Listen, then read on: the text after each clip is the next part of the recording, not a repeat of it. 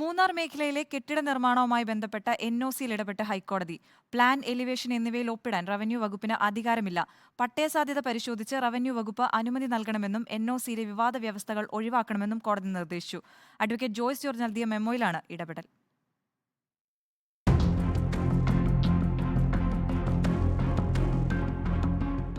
മൂന്നാർ മേഖലയിൽ കെട്ടിട നിർമ്മാണത്തിന് എൻഒസിക്കായി നൽകുന്ന അപേക്ഷയിൽ കെട്ടിടത്തിന്റെ പ്ലാൻ, എലിവേഷൻ, പ്ലിന്ത് ഏരിയ ഇവ ഉൾപ്പെടുത്തി ഡ്രോയിംഗ് തയ്യാറാക്കി നൽകണം. തഹസിൽദാർ അപ്രൂവ് ചെയ്ത ഡ്രോയിംഗ്, എൻഒസി എന്നിവ സഹിതം വേണം പഞ്ചായത്തിൽ കെട്ടിട നിർമ്മാണ പെർമിറ്റിനായി അപേക്ഷ നൽകേണ്ടത്. കെട്ടിട നിർമ്മാണ വേളയിൽ പ്ലാൻ, എലിവേഷൻ ഇവയിൽ ചെറിയ മാറ്റം വരുത്താൻ പോലും വീണ്ടും റവന്യൂ വകുപ്പിൽ അപേക്ഷ നൽകി അനുമതി വാങ്ങണം. അല്ലാത്തപക്ഷം എൻഒസി റദ്ദാകും. ഈ വ്യവസ്ഥ നൽകുന്ന എൻഒസിയിലും ചേർത്തിരുന്നു. റവന്യൂ അധികാരികൾ ഇല്ലാത്ത അധികാരം ഉപയോഗിച്ച് എൻഒസിയിൽ ഉൾപ്പെടുത്തിയിരിക്കുന്ന വ്യവസ്ഥകൾ മൂലം കെട്ടിട നിർമ്മാണ അനുമതിക്കായി അപേക്ഷ നൽകുന്ന സാധാരണക്കാർ പലതവണ റവന്യൂ ഓഫീസുകൾ കയറിയിറങ്ങേണ്ട സാഹചര്യമാണെന്ന് അഡ്വക്കേറ്റ് ജോയ്സ് ജോർജ് മെമ്മോയായി ഹൈക്കോടതിയിൽ അറിയിച്ചു.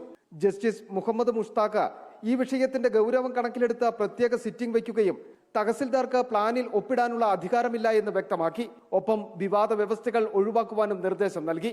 പട്ടയത്തിലെ വ്യവസ്ഥകളും അതിനെ സംബന്ധിച്ച് മാത്രമുള്ള പരാമർശങ്ങളോട് കൂടിയിട്ടുള്ള എൻഒസി ആണ് നൽകേണ്ടത്. അതിനപ്പുറത്തേക്കുള്ള കാര്യങ്ങൾ പൂർണ്ണമായും പഞ്ചായത്തിന്റെ അധികാരമാണ്. ആ അധികാരത്തിനകത്തേക്ക് റവന്യൂ വകുപ്പ് കടന്നു കയറരുത് എന്ന കൃത്യമായ നിർദ്ദേശമാണ് ഈ ഉത്തരവിലൂടെ ഹൈക്കോടതി നൽകിയിട്ടുള്ളത്. റവന്യൂ വകുപ്പ് പട്ടയം സാധുത സംബന്ധിച്ച് മാത്രം പരിശോധിച്ച അനുമതി നൽകണമെന്നും ഉത്തരവിൽ വ്യക്തമാക്കുന്നുണ്ട്.